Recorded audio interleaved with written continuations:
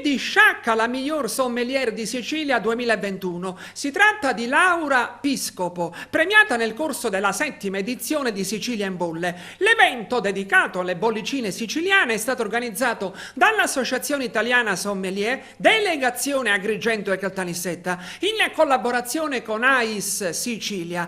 La manifestazione, iniziata sabato scorso, si concluderà questa sera. Ascoltiamo in proposito il delegato AIS Agrigento, Francesco Baldacchino, al microfono di Gaetano Ravanà.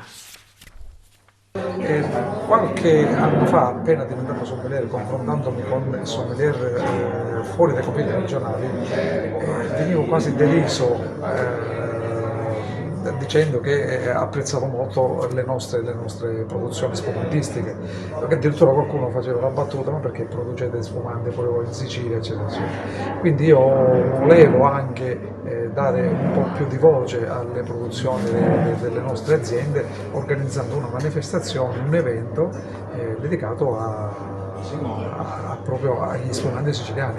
Da lì nacque l'idea, la concretizziamo. Solo spumanti o anche frizzanti? No, tutto ciò che è buono. Abbiamo la presenza di qualche frizzante, di alcuni metodo Charmat o Martinotti e tanti ovviamente anche metodo classico con Champenois.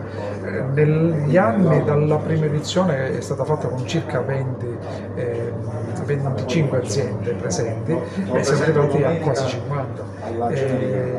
Non abbiamo potuto sforare soltanto per un motivo, perché Sicilia in Bolle viene organizzata a inizio estate, dove le aziende hanno più quantitativo di spumante in azienda, in cantina. Adesso siamo a fine estate e molti hanno esaurito, per loro fortuna, gli spumanti in cantina, quindi non hanno potuto partecipare per questo motivo. Però dico, ce n'è già 42 adesso, 41 di spumante.